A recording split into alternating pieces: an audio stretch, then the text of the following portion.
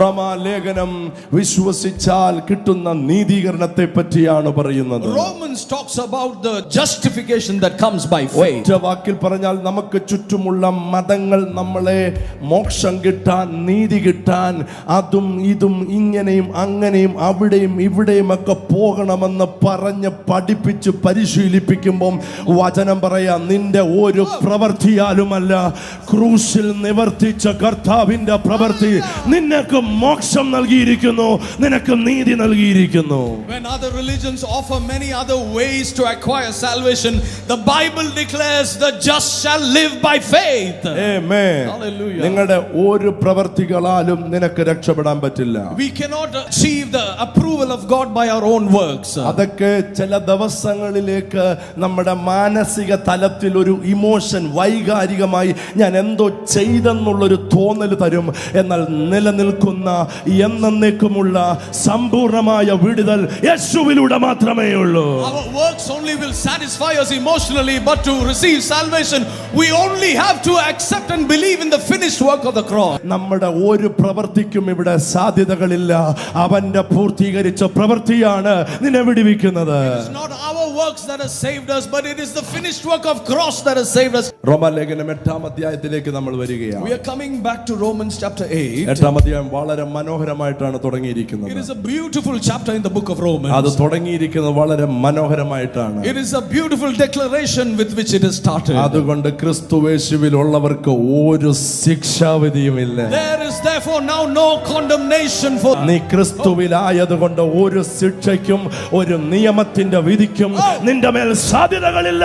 Because you are in Christ Jesus, there is no condemnation for you. എൻ്റെ അപ്പച്ചന്മാരുടെ കാലത്തുണ്ടായ ശാപം, And all the generational curses I've inherited, അതെന്റെ അപ്പന്മാർ അനുഭവിച്ചത്, and the sins of my fathers, ഞാനും അനുഭവിക്കേണ്ടി വരുമല്ലോ, ഞാനും അത് അനുഭവിക്കുന്നെന്ന് പറയുന്ന ആരൊക്കെയോ ഇതിനകത്തുണ്ട്. കേട്ടോ, ഇന്ന് പകൽ നീ വിശ്വസിച്ചാൽ കാൽവറി ക്രൂശിൽ അവൻ നിന്റെ ശാപത്തെ മുഴുവനും ഏറ്റെടുത്തത് കൊണ്ട് ഇനിയും നീ ശാപം വഹിക്കണ്ട.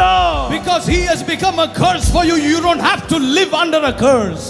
ഇത് പറഞ്ഞാൽ മാത്രം പോരാ, വിശ്വസിക്കാൻ It തയ്യാറാണ്. is not only confess it but believe it. 2000 വർഷങ്ങൾക്ക് പുറകിൽ 2000 years ago, നിനക്കും എനിക്കും വേണ്ടി അവൻ ശാപമായി മാറി. Jesus became a curse for us on the cross. എനിക്കും നിങ്ങൾക്കും വേണ്ടി അവൻ രോഗിയായി മാറി. He became a sickness for us on the cross. എനിക്കും നിങ്ങൾക്കും വേണ്ടി അവൻ ദരിദ്രനായി മാറി. He became poverty for us from the എനിക്കും cross. നിങ്ങൾക്കും വേണ്ടി അവൻ മരണത്തെ ടേസ്റ്റ് ചെയ്തു. He tasted death on behalf of us. എന്നിട്ട് യേശു തന്നെ പറഞ്ഞു, And Jesus declared, വിശ്വസിക്കുന്നവരാരെങ്കിലും ഉണ്ടെങ്കിൽ ഞാൻ അനുഭവിച്ച സകലതിന്റെയും റിസൾട്ട് അവർ അനുഭവിക്കുവാനിടയാണ്. anyone who believes in me, the blessings of my finished work shall be theirs. നിങ്ങൾ പലരും ഒരു പ്രാവശ്യമെങ്കിലും കേട്ടിട്ടുള്ളത് ഇങ്ങനെയായിരിക്കും. You may have heard this at least once. നിങ്ങളുടെ അമ്മയും അപ്പനും ഒരു പ്രാവശ്യമെങ്കിലും നിങ്ങളോട് And your പറഞ്ഞിട്ടുണ്ടായിരിക്കും. parents would have at least told you once.